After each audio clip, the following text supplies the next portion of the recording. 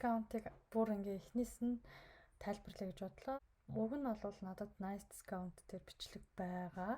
Тэгэхэд тэр нь би скринээ гар утсаараа хийцэн байсан учраас жоохон чанарын шаардлага хангахгүй байгаадах шиг байна.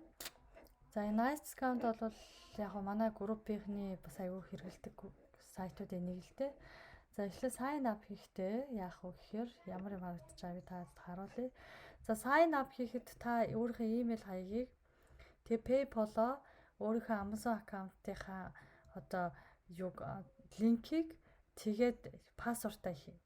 Тэгээ энийг ингээд нэг удаа та хийгээд дахиж өөрчлөх боломж байхгүй.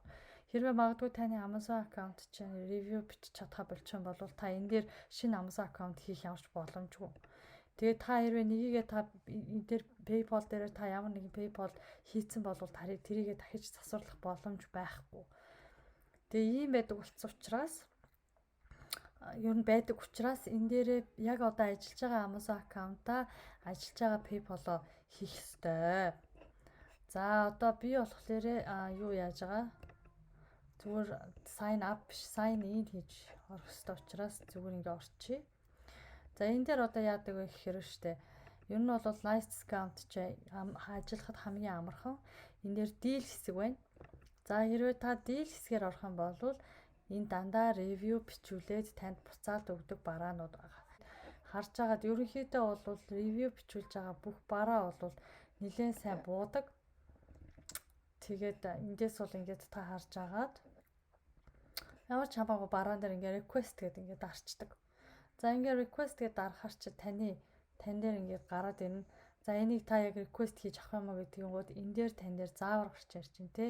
Танд бол купон хэрэггүй. Хэрвээ та энэ барааг авахыг хүсэж байгаа бол та энийг бүтэн үнэ төлөөд Amazon дээр аваад дараад нь та ревю бичсэний дараа репорт хийгээд мөнгөө буцааж авнаа гэд. Хэрвээ би request now гэдгээ дарчих юм бол миний ревю лист рүү орчих гэсэн үг. Яг ингээд. За одоо энийг би бол ревю бичиж авч өгнө гэсэн ревю маань арай ороогүй хийгдэг байгаа учраас ингээд гараагүй байна. Хэрвээ би submit review хийхээр болох юм бол submit review дээр дараад линкээ ийшээ хуулаад тэгэл болоо. Тэгэл эднийх мөнгө өгчдөг. За тэгээд энэ deal хэсэг дээрээс авсан бүх бараан дээр бол та review бичих нь байна гэдээ ойлгочиход болох нь те. За дараагийнх нь rating. За энэ rating гэдэг хэсэг бол саяхан 2 сарын өмнө нэмэгдсэн. Тэгээ энэ дээр болохоор авж байгаа бараануудыг болохоор та rate өгжээж аавна гэсэн үг. За энэ рейтинг бараанууд айгүй гоё байдаг. Яагаад тэгэхээр эхлээд бараангаа юугаар өгд юм бэлээ. Нэг фидбэкээр өгж байгаад одоо 5 ширхэг барааг фидбэк дээр тавилаа гэж бод тий. Тэгэн гут дахиад дараагийн 5 ширхэг бараагаа рейт дээр фидбэк хийх тусаар рейт дээр 5 ширхэг дийл руугаа 5 ширхэгийг хийгээд ах шиг байгаа юм. Гэтэ тэр нарийн тоог бол би мэдэхгүй тий. За одоо жишээ нь өнөөдөр та харал та рейтинг дээр массаж ган рейтинг хийгээд авахаар шууд $89 массаж ган байгаа байхгүй юу? Та ингээл энэ дээр рейтингийг бол ингээд байнга шалгаж явах юм бол маш сайн дийлүүд бол байдаг. Тэгээ энэ дээр харж байгаа танд купон код хэрэггүй. Та энийг аваад зүгээр рейт хийгээл болоо request рейт хийгээд явах юм бол энийг та авч болно гэдэг чинь. За одоо миний рейтинг одоо би ингээ request rating гэд хийчихлээр миний рейтинг лист рүү эдгээр нэмэгдээд орчихно. За жишээ нь би бол рейт өгч авахаар ямар бараа авсан бэ гэдэг та нарт харагдчихээн те. Би бол ихэвчлэн рейтинг хэсгээс айгүй сайн бараанууд олдог учраас эндээсээ аваад рейт өгөөл. Тэгээд рейт өгөхдөө болохоор ингээд жишээ нь submit rating image гэж байгаа. Image энэ скриншотоо л хийчихдэг. Рейт хийсэн скриншотоо энэ чинь ингээд хийлээл бол ингээд орчдөг. Мөнгөн тэгэл ерөөсөө 2-3 өдрийн дараа орчдөг. Би ерөөсөө рейт хийлээвч гэсэн ревю бичлээ гэсэн энд байгаа энэ он сар өдрөө штэ 2021 оны 1 сарын 33-ны дотор та хийгээрэй гэсэн мэт энэ өдөртөө тааруулаад хийчихдэг. Тэгээд эднийх бол 3 өдрийн дараа шалгаад мөнгөө ийн гэж бодох юм бол би одоо жишээ нь 12 сарын 30 хавцаа хийж ч юм уу тий 12 сарын 27-8 хавцаа өөрийнхөө рейтингийг өгөөл авчна гэсэн үг. За одоо өөр рейтинг хэсэг дээр юу вэ харцгаа хэдүүлээ тий. Тэгээд рейтинг хэсгүүдийн бараа бүр байнга шинжлэгдчихэд учраас энийг сайн шалгах хэрэгтэй гэж бодож байна. Та бүгд зөвлөе. За би энийг ба штэ.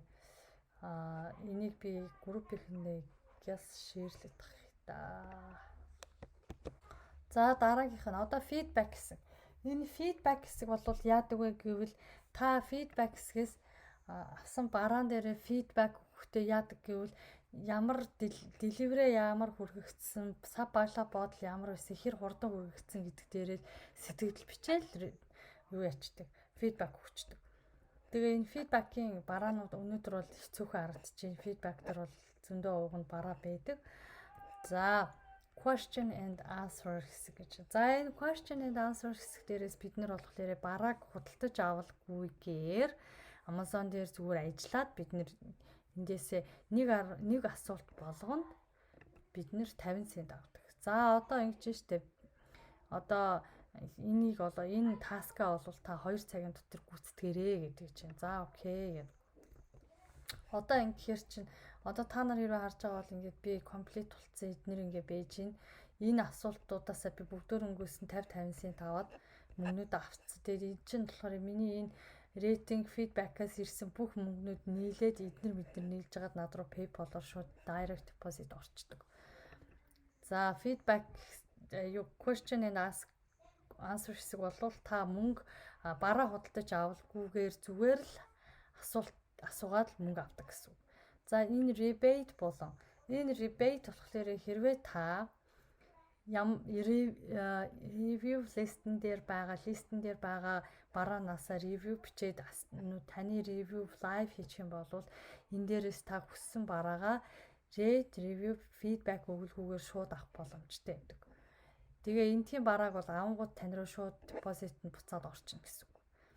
За энэ бол жишээ нь Батгад сорогч биш үү те $15 ордог. Жишээ би ревю хийсэн бол энийг шууд авч болох нь шүү дээ жишээ нь те. Гэх мэтчлэн л хийдэг ийм л аппликейшн байгаа юм.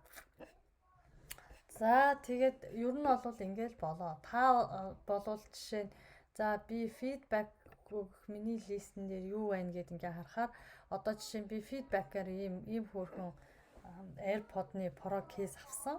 $7.50. Би одоо энийг маргааш нөгөө төргээл бичээд өгчин. Гэхдээ энэ бол 1 сарын 3 хүртэл би бичих боломжтой. За миний question and answer гэсэн листэн дээр хийж дуусаагүй таск дөнгөж сайн өгсөн миний хүсэлт байна те. За тэгээд энэ referral friends гэдэг хэсэг байдаг. Тэгээ хэрвээ та referral хийх юм бол $5 авдаг гэсэн үг. Referral болгоноос $5 авдаг баха гэж бодож байна. Тэгээд аваад идэг. За тэгээд ер нь бол ийм л юм байгаа шүү. За яа. Тэгээд contact us руу бол та ерөө асуулт question хийчих болно. За ерөөсөө л ийм юм байна. За баярлалаа.